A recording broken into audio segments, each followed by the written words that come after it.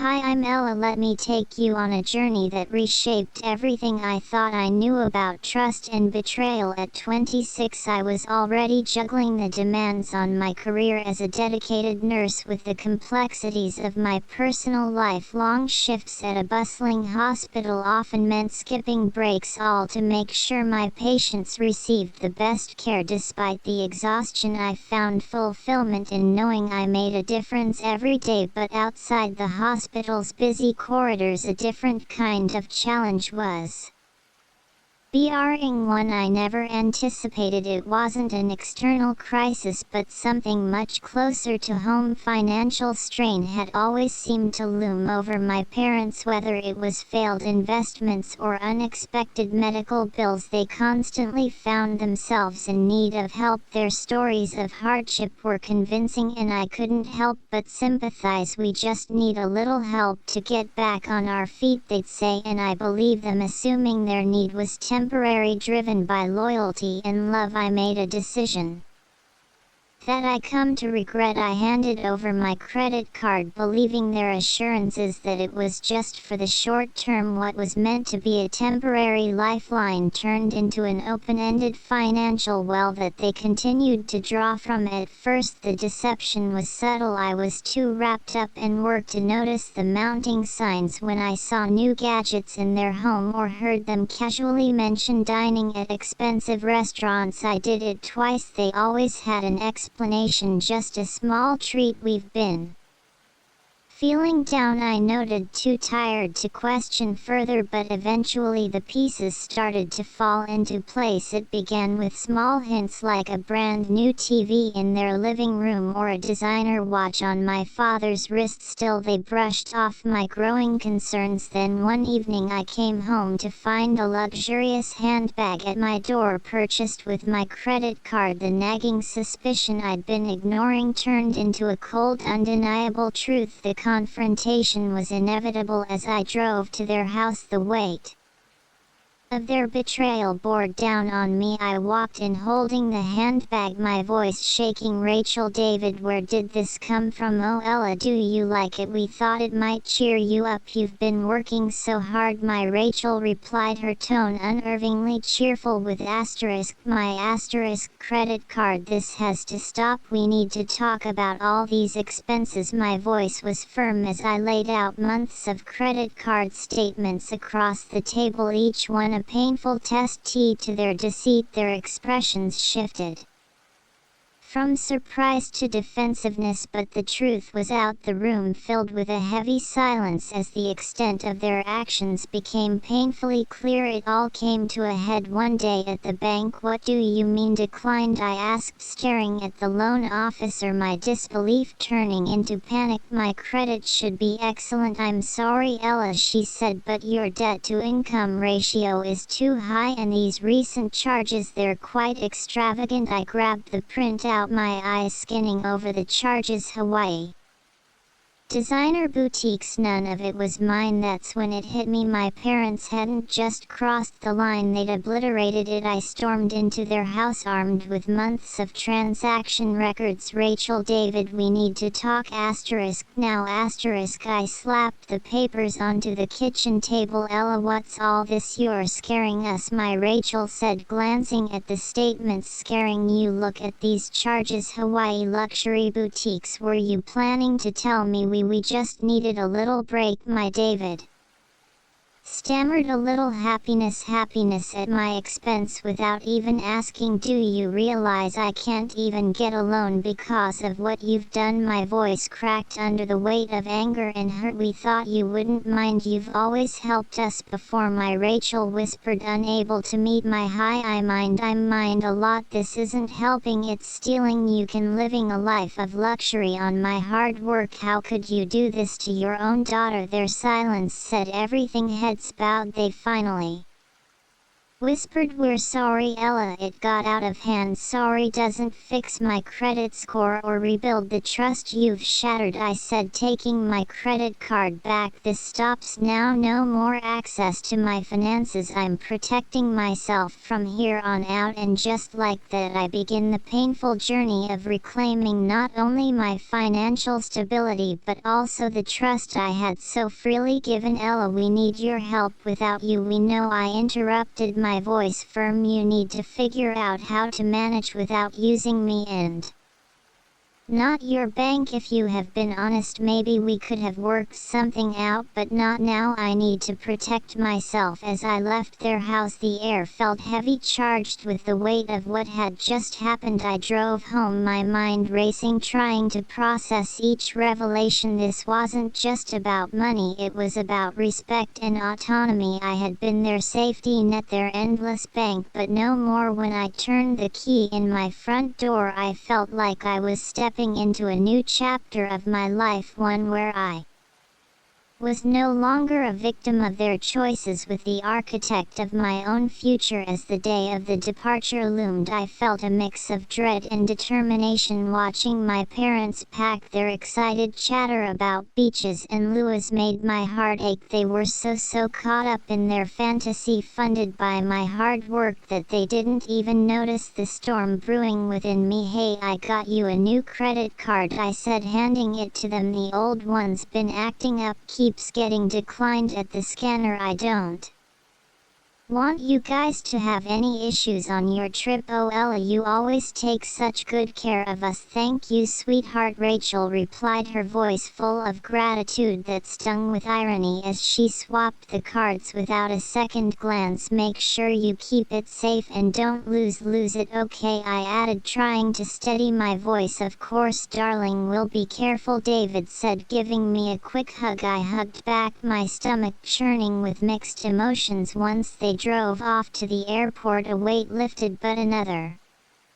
settled in its place. Anticipation of what was to come. I headed back inside, my stats heavy. For the next few days I checked my online banking app obsessively, anxiety growing with each passing hour. Then it happened. The first notification popped up, a declined charge at a luxury resort for a lavish dinner. I exhale, a breath I hadn't realized I was holding. Later that evening, another alert, a spa treatment declined again. I could almost picture the scene, Rachel and David relaxed and unsuspecting, suddenly puzzled as the spa attendant handed back the card with a polite frown. "I'm sorry, there seems to be a problem with your card. It's been declined." "That can't be right," David would insist, his voice confident but tinged with embarrassment. "Run it again, please." After the third attempt and another apology, their confusion would turn into frustration. I imagined them stepping aside, calling the credit card company as their dream vacation slowly unraveled. The phone rang late that night. I let it go to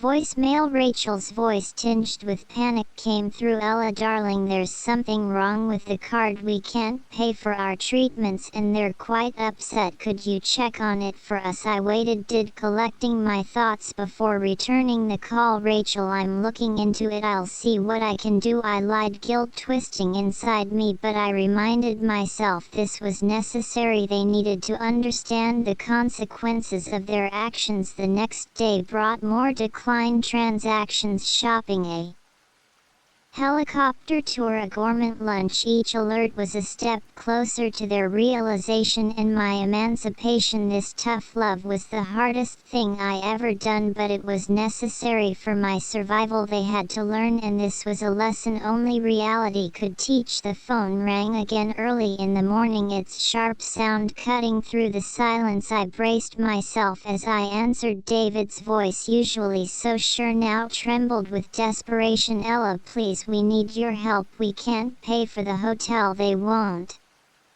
Let us check out until we settle the bill. Taking a deep breath, I steadied my voice. David, no, I won't bail you out this time. Do you realize what you've done? Years of lying, using me. Enough is enough. But we're your parents, Ella. You can't just leave us stranded. We apologized. Okay, we're sorry. Sorry doesn't change the past. It doesn't erase the debt you've piled up in my name or rebuild my credit. You need to understand the consequences of your actions.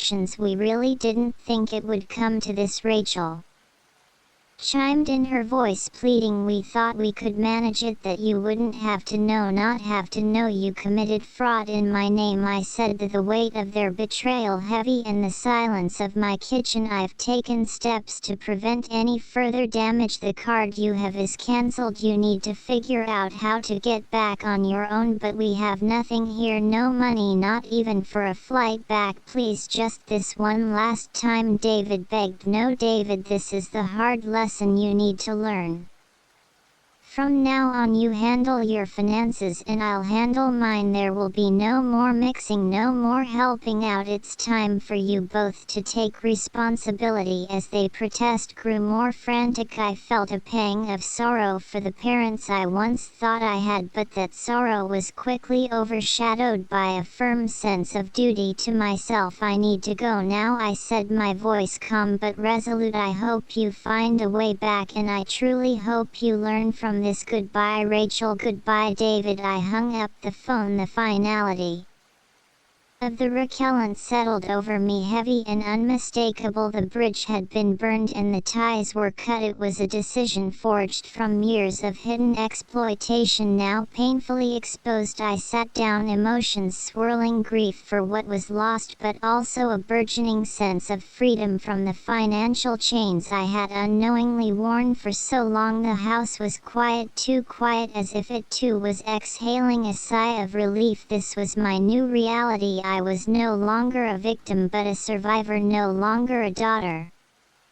manipulated by familial guilt, but an independent woman stepping boldly into a future I would dictate. As I stood in my modest apartment watching the sun dip below the city skyline, the weight of my decision settled around me like a cloak. It was done. The calls to the credit companies, the fraud alerts, the consultations with a financial advisor, every step had been meticulously taken to safeguard my future. In the stillness of my living room, I made a call to legal services, not out of spite but necessity. This wasn't about revenge, it was about preventing future betrayals. Yes, I'd like to discuss options for financial fraud committed by family members, I said, my voice steady. The reassurances were a balm to my frayed nerves. Each action, each decision felt like another chain falling away. A life once torn by others' needs and deceit was being shed as I forged a new path, one that was undeniably mine. Filling out the paperwork with a steady hand, I detailed the years of financial abuse, submitting. It felt like closing a long open door that had let in nothing but storms. This is to protect my future, I reminded myself, a mantra that helped ease the sting of reporting my own parents. The days that followed were a blur of activity, meetings with my bank to restructure my accounts, setting up new financial protections, and therapy sessions to untangle the guilt and betrayal that had knotted my thoughts. One evening, after a particularly long day, I found a letter slipped under my door. It was from Rachel and David. My hands trembled as I opened it, expecting more pleas for forgiveness or manipulative excuses, but instead it was an apology, a real one, or at least as real as it could be under the circumstances. We understand now the pain we caused, they wrote, and while we can't undo the past, we hope you find it in your heart to someday forgive us. We are getting the help we need to manage our finances and our lives. I let the letter fall to the counter, a sense of finality washing over me.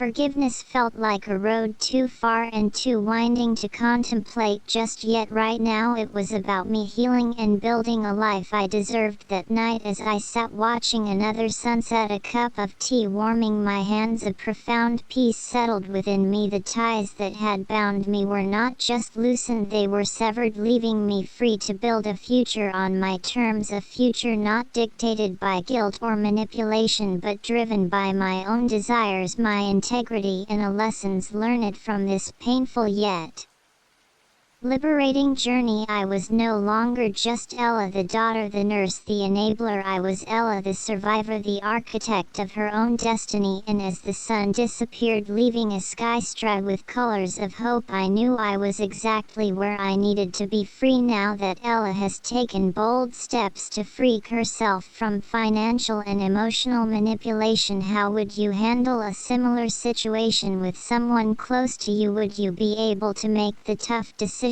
necessary to protect yourself? Let's discuss in the comments below. Share your thoughts and experiences if you found Ella's journey inspiring or thought-provoking. Don't forget to like this video and subscribe to our channel for more stories like this. Your support helps us bring these important narratives to light. Thanks for watching, and I look forward to hearing your comments.